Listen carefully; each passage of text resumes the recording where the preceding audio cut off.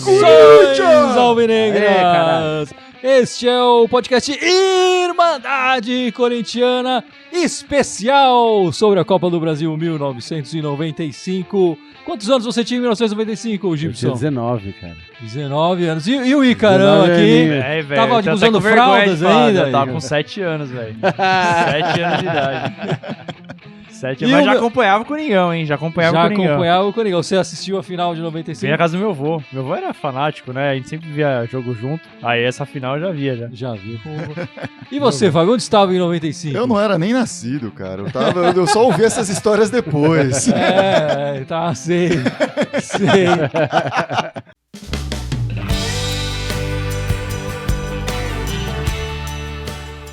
Enfim, dessa Copa América estamos fazendo especiais, não é isso? Especiais sobre as conquistas do Corinthians. Exatamente. O primeiro foi sobre o primeiro brasileiro do Corinthians em 90. Este é o segundo especial sobre a primeira conquista da Copa do Brasil em 95. O próximo especial será sobre... Não tenho ideia. Libertadores. Será sobre Mundial. Primeiro Mundial. E depois a Libertadores? A Libertadores. Nós temos. Mas como assim? O primeiro Mundial veio antes da primeira Libertadores? Não, polêmico. Temos um antes aqui? Não veio com polêmica. Não adianta fazer só pergunta. Não estamos ao vivo, isso é gravado. A gente não sabe muita coisa. Estamos gravando em março, então, enfim, muita coisa já aconteceu. E a gente vai falar aqui só da conquista da Copa do Brasil de 1995. A gente já percebeu aqui que o pessoal era novinho em 95. Exatamente. Agora tá todo mundo velho, barbudo e de cabelo branco e careca. Você tá mais careca que todo mundo aqui. Pois é. E tinha 7 aninhos só. Eu tô me referindo a mim, na verdade. Eu tô comendo pelo branco. Bom, pra começar a falar da Copa do Brasil de 95, temos que falar da campanha, não é isso, Fábio? Vamos falar como um pouco foi a da campanha do Corinthians e como o Corinthians se classificou para essa Copa do Brasil de 95? Eu gosto de colocar todo um contexto histórico aqui, Sim, né? Porque falar favor. da história do Corinthians, falar dos campeonatos do Corinthians, é falar da história do futebol brasileiro. E tem muita história pra contar aí, né? Quando a gente falou quando vocês estiverem vendo na semana passada sobre o brasileiro, a gente falou um pouco da bagunça que era o brasileiro, até que começou a se arrumar a casa ali. Uma das consequências dessa arrumação da casa foi que as federações menores estaduais foram preteridas, né? E ficaram descontentes com isso. Porque reduziu-se o número de times da Série A do brasileiro, da primeira divisão do brasileiro, e com isso muitas das federações não eram representadas. Teve momentos antes que tinha 60 times, sei lá quantos times no Campeonato Brasileiro. Então tava todo mundo lá, tinha time de Rondônia, Pará, etc. Tal. Era tipo a Copa do Brasil. Então, e qual que São foi, Paulo, né? qual que foi a solução? Vamos montar uma Copa do Brasil para que todas as entidades, todas as federações sejam representadas, né? E aí surgiu em 89, então, a Copa do Brasil com essa ideia, né? Todos os 26 estados do Brasil representados, né? Óbvio que, enfim, com forças diferentes, etc. Alguns estados tinham mais times, etc. Quando chegou em 95... o formato era de 36 times, né? São 26 estados, 36 times, então tinha estado que tinha mais time aí. Mas não era que nem hoje, que assim, todo mundo da primeira e da segunda divisão já tá na Copa do Brasil, né? Eram só 36 times. Então tinha estado que só tinha um time, tinha estado que tinha 3, era o máximo. Então pega estados que tem 4 grandes, por exemplo, Rio de Janeiro, São Paulo. Um grande ficava de fora da Copa do Brasil. E aí entra o contexto importante da gente explicar como o Corinthians classificou para essa Copa do Brasil, né? Eu só gostaria de fazer que, na minha pesquisa, eu também descobri que essa Copa do Brasil era programada para ter 32 equipes apenas, né? Mas foi com 36 equipes, como o Fábio falou. Sim, foram 4 convidados isso depois. Aí foi, parece que foi um pedido da TV Manchete, que tinha os direitos, TV Manchete, que não existe mais, mas que tinha os direitos de transmissão, que queria especialmente que o Flamengo participasse. Exatamente. E aí acabou abrindo vaga para outras equipes. O curioso é que depois nem foi a Manchete que acabou transmitindo o campeonato, foi o SBT, porque, enfim, a Manchete já estava com crise, não conseguia nem mandar a equipe para cobrir futebol, mas, enfim, foi um pedido da TV Manchete, o aumento de clubes, né? Pra vocês entenderem como o poder da televisão conseguiu colocar mais 4 Ainda bem que equipes. hoje é diferente, né? A televisão não manda nada no futebol. Não manda nada, exatamente. Ainda bem que evoluímos, né? Ainda bem que evoluímos. Bom, pode continuar, Fábio, por favor. Mas é interessante você falar isso, né? Você falou do Flamengo, porque como se classificava para a Copa do Brasil? Você tinha que ganhar o estadual, né? E alguns estados mandavam vice também, né? Sim. 6 estados mandavam vice também. Aí chegava nos 32 ali. Só que aí o que aconteceu, né? Naquele ano, acho que o Vasco ganhou, o Vasco ganhou o Carioca, o Volta Redonda ficou com o vice. Flamengo, Fluminense, Botafogo, Todo tudo mundo de de fora. fora, Né? Então, deram um jeito pra entrar o Flamengo, só que pra disfarçar um pouquinho, falaram, não, as 4 maiores federações vão ter 4 convidados, né? Então, quem tirou vantagem disso também? No Rio Grande do Sul, um dos grandes estava de fora, agora não lembro se era o Inter ou o Grêmio, acho que foi o Inter que tinha ficado de fora, que não tinha sido campeão, que não tinha sido Acho que era o Inter. O Grêmio era o campeão atual da Copa do Brasil, vencido anterior, né? Mas o Grêmio foi, um dos times foi convidado, foi como convidado, foi um terceiro convidado. Só não entendi porque não chamaram o Madureira, o Caxias ao invés do Grêmio. Achei mais... Só que a Federação Paulista foi um pouco mais democrática, assim, né? Pensou, pô, o São Paulo e o Palmeiras tinham ficado em primeiro e segundo. Ou viu uma oportunidade de negócio, digamos assim. Ou isso, né? E de vender direitos pra TV também. Exatamente. E aí pensou, vamos fazer um campeonatinho extra pra que um time ganhe aí. Aí criou-se a Copa Bandeirantes. O que era a Copa Bandeirante, né? Que acho que não tem a ver com a TV, tem a ver com os Bandeirantes de São Paulo, claro, etc. Tal, né? A gente tá falando tanto de TV, é bom deixar claro isso aqui, né? Apesar de que eu acho que foi a TV Bandeirantes que transmitiu. Me lembro. Tem que aproveitar. Se você não consegue fazer esse pitch pra TV Bandeirantes, a gente vai fazer uma Copa Bandeirante e vender pra você, você não sabe vender nada.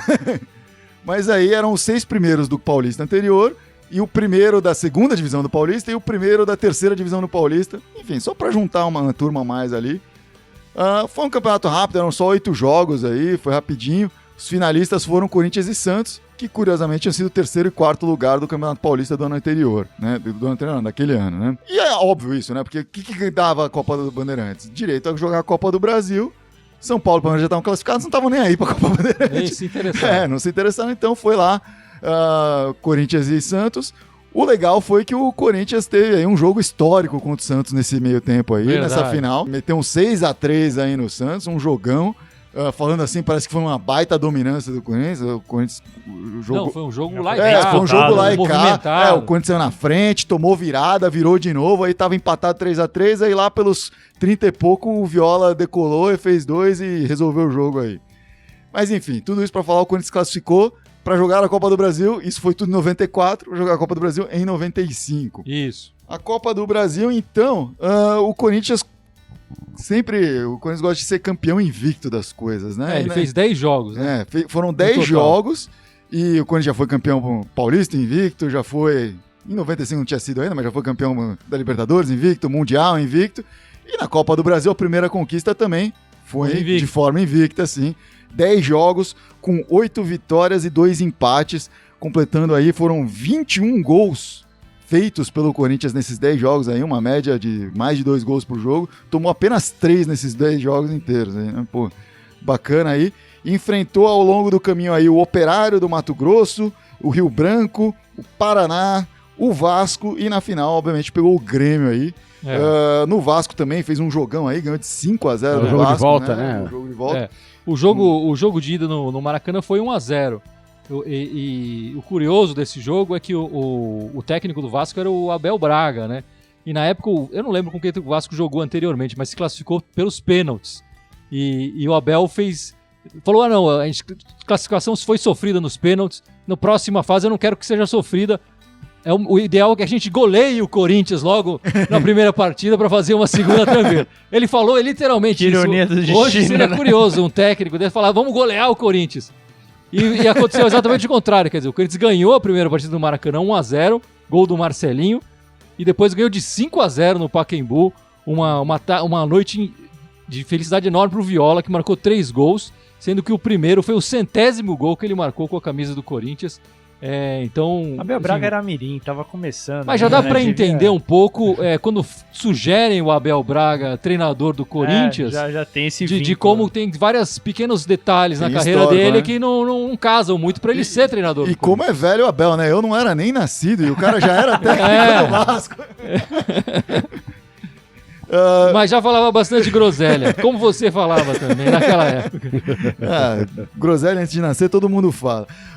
Mas os 2 empates também é curioso, porque o Corinthians contra os times grandes só ganhou, né? Ele empatou contra o Operário ali no primeiro jogo da Copa do Brasil e depois acabou empatando contra o Paraná, que naquela época até que era um time grande também, Você né? vê Não que a dá gente pra... continua igual hoje em dia. Né? Contra os times menores, um pouco mais de dificuldade. Era isso que eu tava querendo chegar, né? O Corinthians sempre tem essa de crescer na hora H aí, de crescer nos momentos Bom, importantes. mas a final foi contra o Grêmio, né? O Grêmio que era, Exatamente. como o Gibson bem lembrou aqui, o campeão, atual, na 95 era o campeão da Copa do Brasil de 94. Tava Já jogando... tinha sido 2 vezes campeão muito desse tradicional, campeonato. né? Copa. Jogava Libertadores na época, tinha sido campeão gaúcho também. E se não me engano, ele foi campeão da Venceu Libertadores. a Libertadores esse também. ano, exatamente. Venceu a Libertadores E esse tinha ano. um time recheado de jogadores conhecidos, né? O Jardel, Arce, Danley, Paulo Paulo Nunes. Nunes. Rivarola. e estava ascendendo do futebol o treinador do Grêmio na época, que era o Luiz Felipe Scolari, né? Mais algum detalhe da campanha que você gostaria Não, de acho que adicionar? a gente já montou aí o cenário pra chegar cama pra essa nessa final aí. Eu não vou falar que eu não deixei a cama pronta pro Gibson porque fica estranho, né? Passa a bola pro Gibson. Passei a bola para o Gibson, então. E aí, Gibson, pega minhas bolas aí. E aí, Gibson, diga para nós como foi essa partida final. Agora que o Fábio fez esse preâmbulo todo, me diga, como Então, foi? teve o primeiro jogo que foi no Pacaembu, né? O segundo jogo foi lá no Sul, né? Isso é uma coisa interessante, o Corinthians... todos os mandos do Corinthians foram no Pacaembu. Exatamente. Normalmente as finais, os jogos maiores Era no clássicos, Morumbi, né? o Corinthians acabava levando pro Morumbi para ter um público maior e tudo mais, mas nessa Copa do Brasil ele não fez isso. Eu fiquei até curioso, foi outra coisa que eu pesquisei quando eu tava levantando sobre a final na internet e não consegui achar nada, ninguém falando sobre isso. Mas no primeiro jogo no Pacaembu, a gente vai falar mais do segundo, mas no primeiro jogo foram 25 mil pagantes. No segundo jogo, foi lá no Sul, foi acho 40 mil, 42 mil, alguma coisa assim. O que eu achei estranho, achei muito vazio pra um Pacaembu. Por ser final, cansou, né? Por ser uma final, final. né? Então, a gente cansou de pegar Pacaembu e entupir até a tampa lá, com 40 e tantos, 50 mil pessoas. 25 mil pessoas é muito pouca gente. Mas mesmo lá no Sul, foram 40 mil que cabia muito mais gente no estádio lá. No Olímpico, né? né? O que me leva a questionar se... Embora tudo bem, é final, quando a O gente não vai... interesse pela... O interesse foi menor, tipo assim, do que seria um Campeonato Brasileiro, do que seria Libertadores, do que seria o próprio Paulista. Enfim, mas chegamos no primeiro jogo da final, né? O Grêmio com um baita time, que a gente falou, foi o time que acabou vencendo a Libertadores no mesmo ano, era o atual campeão da Copa do Brasil, né? O Corinthians chegou invicto, ou seja, chegou com o peito cheio pra jogar a final, Sim. né? No primeiro jogo, o Corinthians venceu 2-1, saiu na frente no finalzinho do primeiro tempo. Gol né? do Viola, né? Gol do Viola. Né? No comecinho do segundo tempo, logo o Grêmio empatou, acho que foi aos 20 minutos, acho. Aos 20 minutos o Grêmio empatou e o Marcelinho respondeu em seguida, 2-1 logo em De seguida. falta, né? De falta, aos 26, 27. Derlei ficou Os gols de estático falta no- marcando 26, a história 27 do Corinthians. segundo né? tempo, né? Com isso, o Corinthians foi pro jogo final com a vantagem do empate. Apesar de decidir Né? fora de casa. Exatamente, jogar fora de casa, mas jogar pelo empate, né? Mas o Grêmio tinha aquele lance de gol fora de casa. 1-0 era do Grêmio, se fosse lá no Sul. Sim, porque Então tinha era um feito um jogo- gol fora de casa. Exatamente, era um jogo muito, muito perigoso pro Corinthians. Aquele esquema que você fala, pô, é uma vantagem pelo muito. Se você joga pra vantagem, mas não joga contando com ela, né?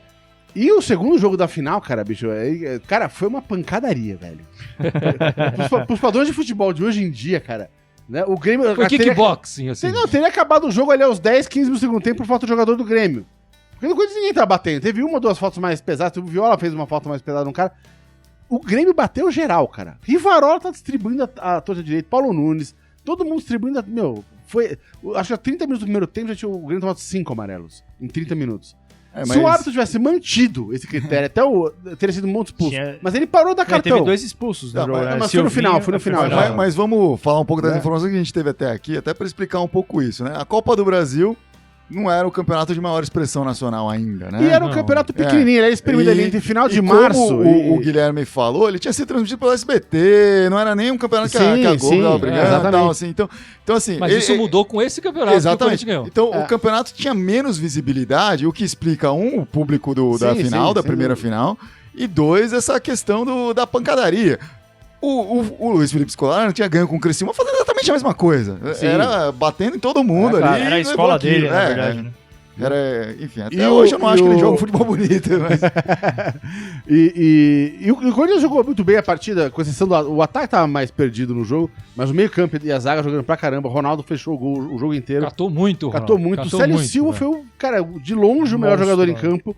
Parecia que tava sozinho na zaga, parecia que só tinha ele ali dentro. Porque toda a bola era ele que tirava de cabeça. Se juntasse todos os zagueiros atuais do Corinthians, não dava o que o Célio Silva fez naquela partida lá, cara. Era impressionante. Né? O cara tirou todas. Até os comentaristas todos passaram o jogo elogiando o cara, lambendo o cara.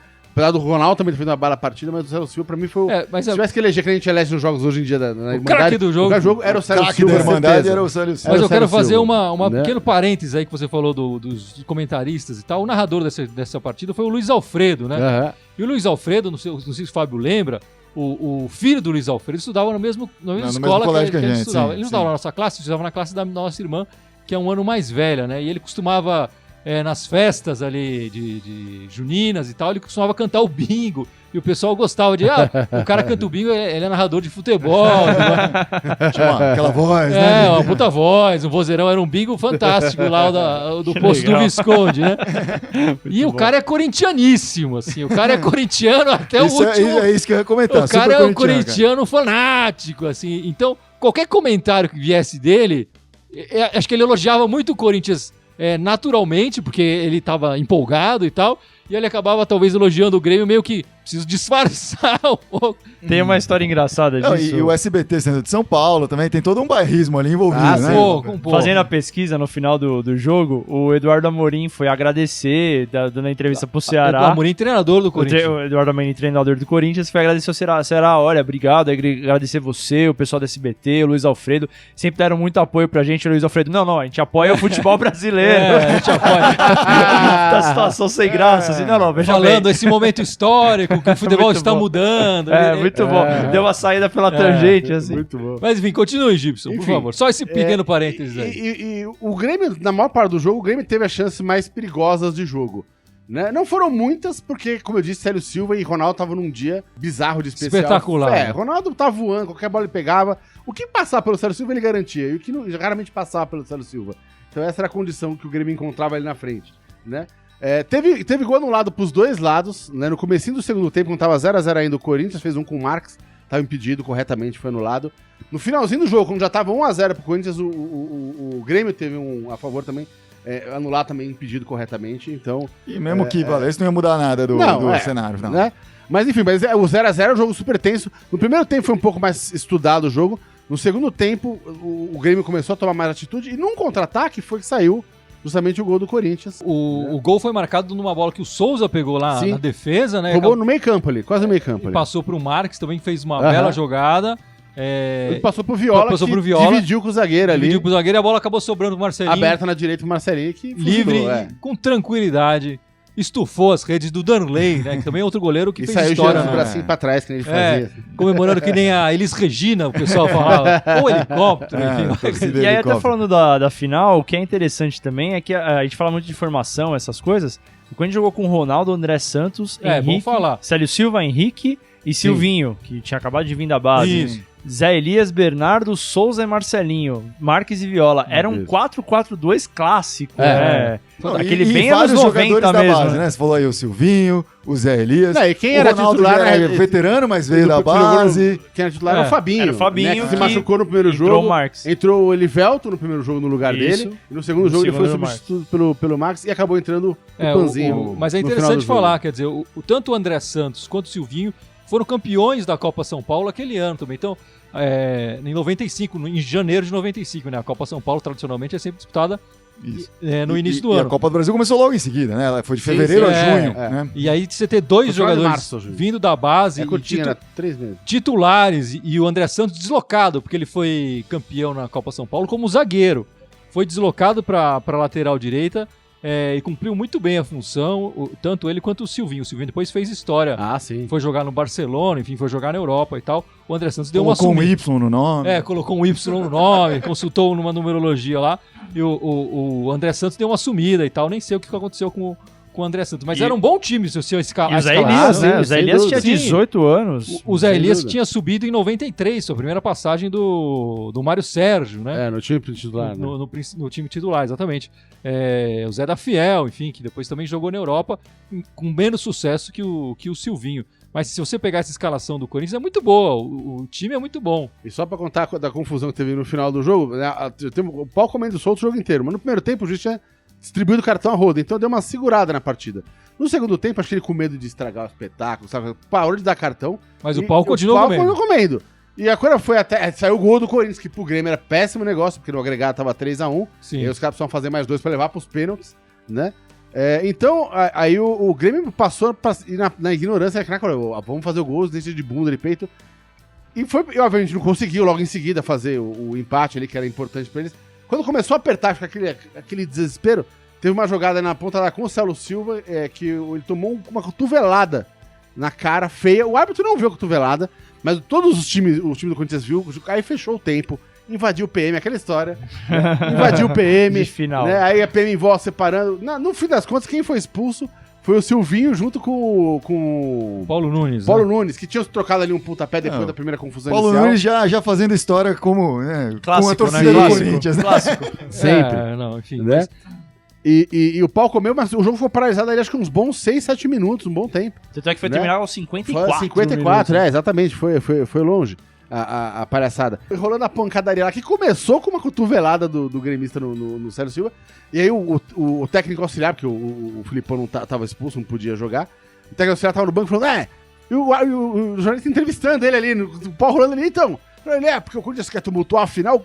Aí o jornalista indignado, como o Corinthians? Ele a imprensa tá falando que agora é o Grêmio que é culpado. O cara não sabia nem o que falar, tava puto. O pessoal já gostava de falar mal da imprensa. Eu achei Sim. legal que você falou que o Luiz Felipe Scolari ia jogar, né, no jogo. Aliás, rolou um negócio engraçado, porque essa época foi o ano que começou a chegar celular, aqueles tijolão no Brasil, né? E o Felipe Scolari não jogou os primeiros 2 jogos. No primeiro jogo... Ele não jogou nenhum jogo, ele era técnico. Então mas não tava no banco. Mas no primeiro jogo da final, levaram um celular pra ele se comunicar com o auxiliar ali no banco.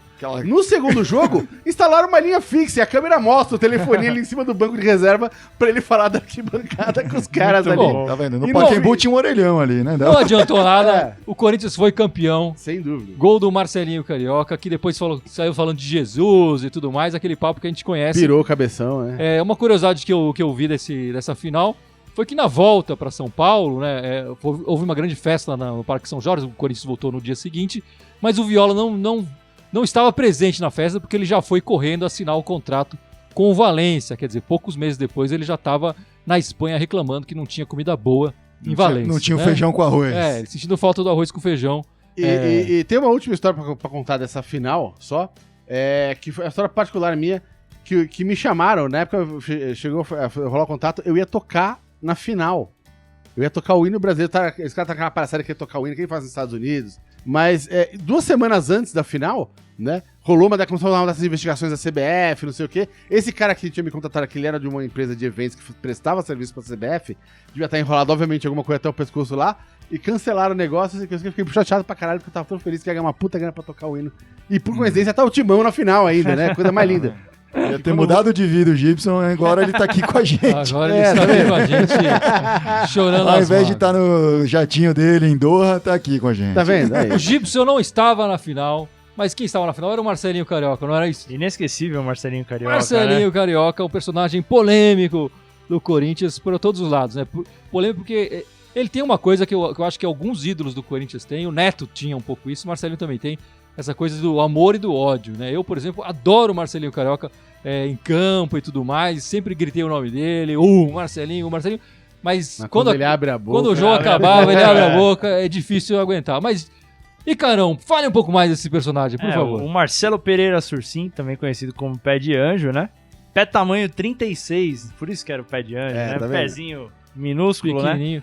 Ele foi, de fato, um dos maiores ídolos do Corinthians. Tem alguns números legais aqui. Ele marcou 206 gols em 423 partidas. Ficou de 94 a 2001. Ele é o 5º maior artilheiro da história do Corinthians. Ganhou 10 títulos também pelo Corinthians. Então, Daí quase meio gol por jogo que ele jogou, né? 10 títulos, tudo aí. sabe quais são todos os títulos? sei, vamos lá. Vamos São lá. 4 paulistas, 95, 97, 99 e 2001. A Copa do Brasil. O Mundial em 2000. O Brasileiro de 98 e 99. A Copa Bandeirantes.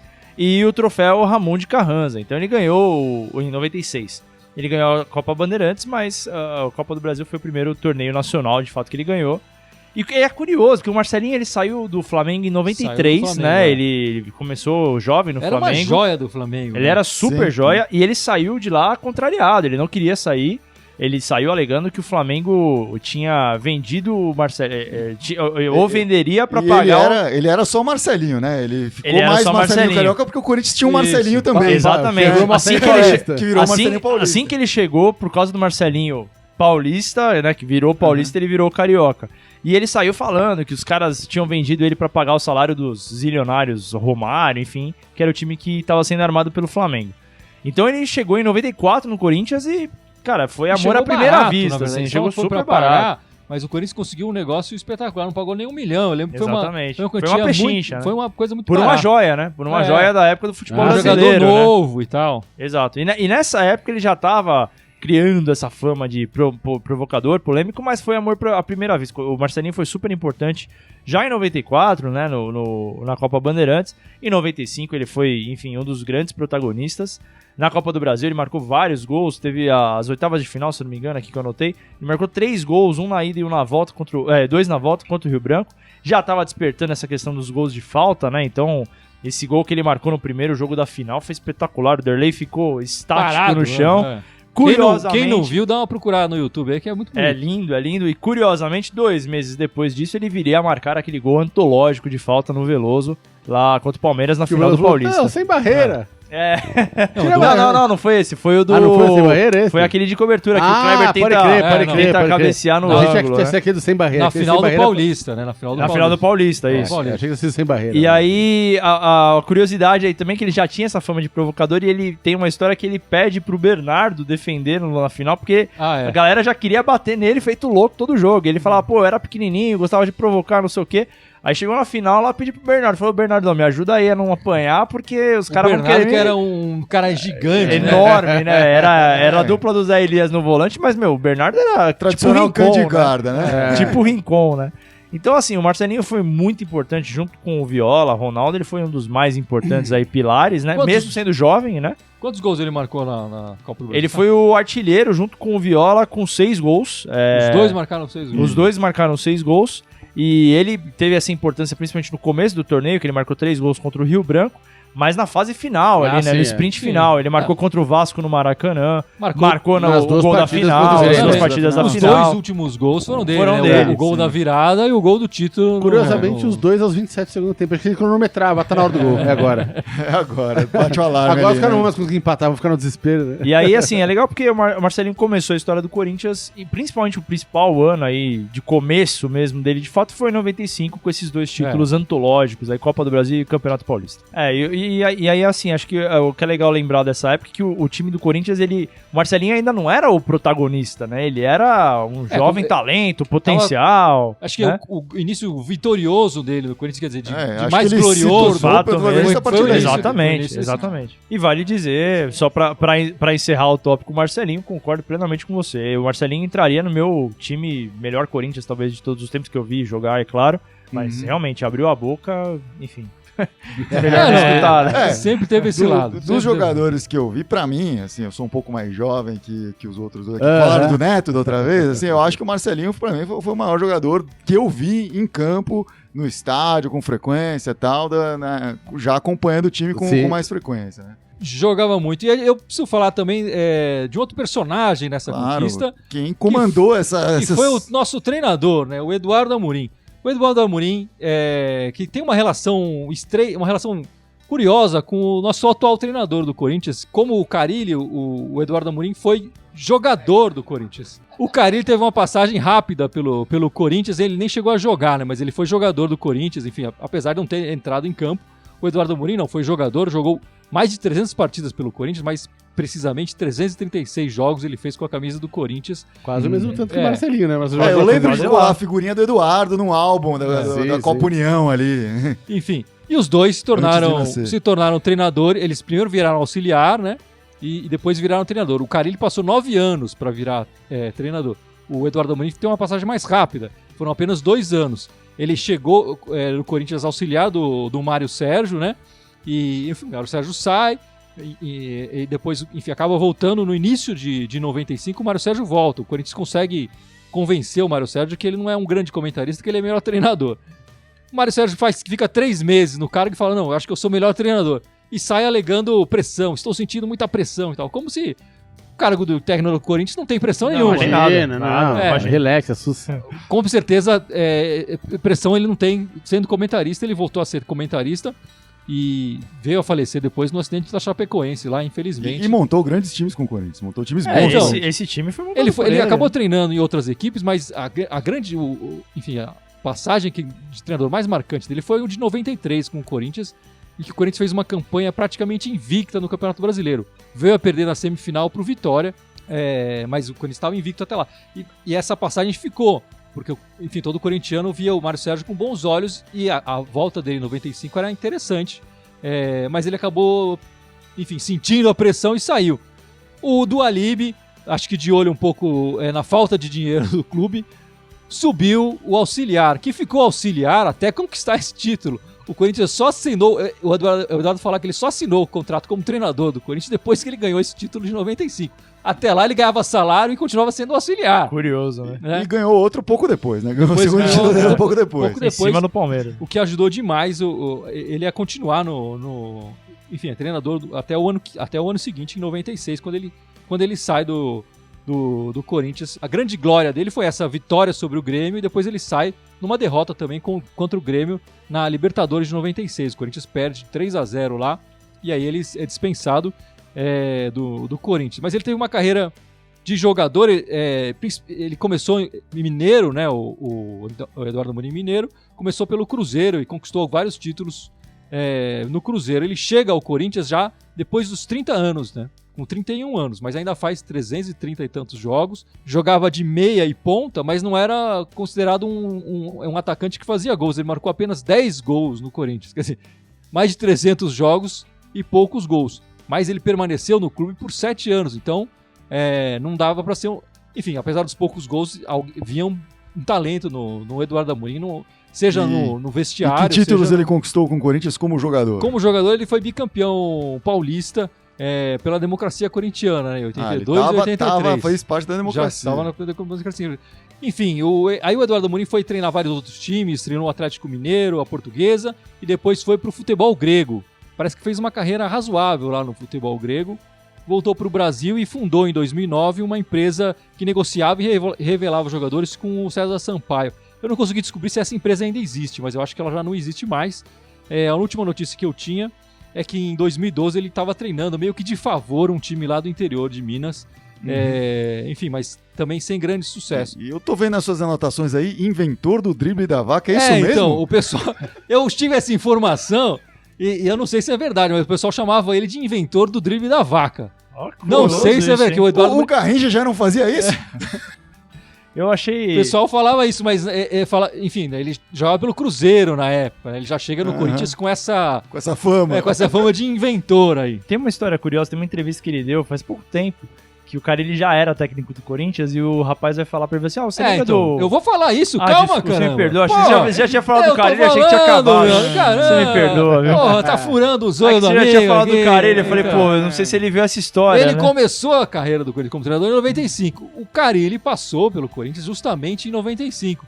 E aí foi perguntado depois, quando o Carille assumiu o Corinthians, até pelo paralelo da história de ser um ex-jogador do clube, de estar assumindo interinamente, depois assumiu de verdade a equipe. Com sucesso. Com sucesso e tal. Se ele lembrava do lateral esquerdo, Fábio Luiz, que na época o Carille era Fábio Luiz, lateral esquerdo. E o Eduardo Amorim não lembrava, né? O Carille passou pelo Corinthians, treinou algumas vezes ali, mas, enfim, ele nem chegou a ser escalado, enfim. Então, o Eduardo Amorim nem lembrava. Depois, quando falaram pra ele, o Fábio Luiz e tal, o Carille... Aí ele foi olhar umas fotos, sim, eu lembro do garoto, enfim... Mas enfim, ainda tinha esse paralelo, quer dizer, foi treinado pelo Eduardo Amorim, o Carille, mesmo que rapidamente ali no Parque São Jorge. Mas ele tem essa característica de ter sido o único até agora ex-jogador que jogou de verdade, que foi campeão como treinador. O Carille foi ex-jogador, mas nunca entrou em campo com a camisa do Corinthians, né? Então ele tem esse título, assim, digamos assim, que é bem bacana. Um treinador que conquistou aí a nossa primeira Copa do Brasil. O Corinthians foi o primeiro paulista a conquistar a Copa do Brasil. Sim. O primeiro paulista a chegar na final da Copa do Brasil, inclusive, né? Então nenhum paulista tinha chegado na Copa do Brasil até aquele ano. Eu queria falar um pouquinho disso. Eu não quis falar isso no começo, porque primeiro eu queria falar sobre o campeonato todo, sobre tudo que aconteceu.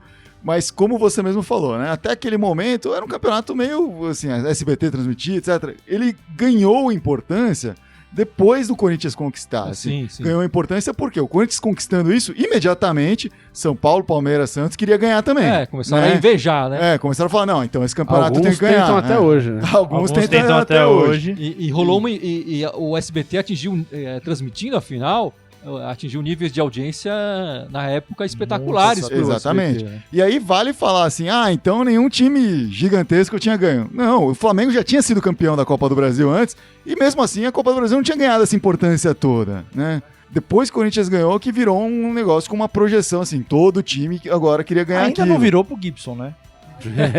Continua Mas não sei. o que eu queria falar também, assim, é uma pena que depois, e aí eu acho que muito da opinião do Gibson vem disso, é que a Copa do Brasil ficou uma coisa desimportante depois, né? Que ela valia a vaga lá pra Libertadores, mas se você jogava a Libertadores, você tinha que sair da Copa do Brasil. É que assim, a Copa do Brasil a partir daí ganha importância e se diz mais recentemente ela Isso. perdeu um pouco de importância. Ela ganhou importância, ficou importante por um bom tempo, e aí depois caiu de importância, e foi aí nesse momento que acho que bagunçou um pouco a coisa e tem esse formato que ninguém sabe exatamente qual que é o de hoje. Eu acho que desde que a gente começou a ter os pontos corridos aqui e o Campeonato Brasileiro ocupar mais parte do calendário esportivo e tal, o Campeonato Regional perdeu um pouco de força e a Copa do Brasil, acho que os dirigentes não conseguiram fazer a matemática, a aritmética e para acertar esse calendário e tornar ela uma competição interessante. E aí eu vou discordar muito do Gibson, porque ele tem a Copa do Brasil tem uma importância enorme para o futebol nacional.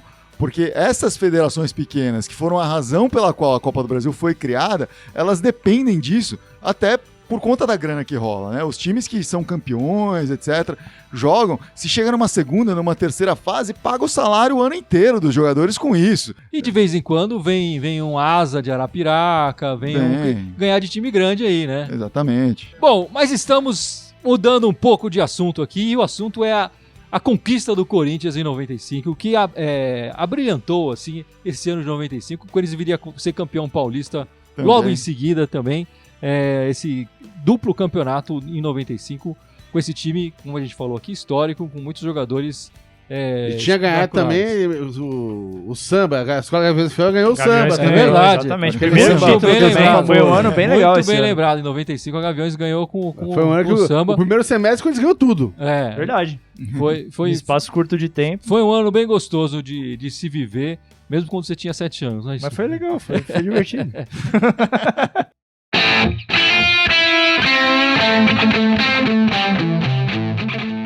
Bom, eu acho que esse especial de 95 está bem completo. Você que não conhecia essas histórias do campeonato de 95, está aí.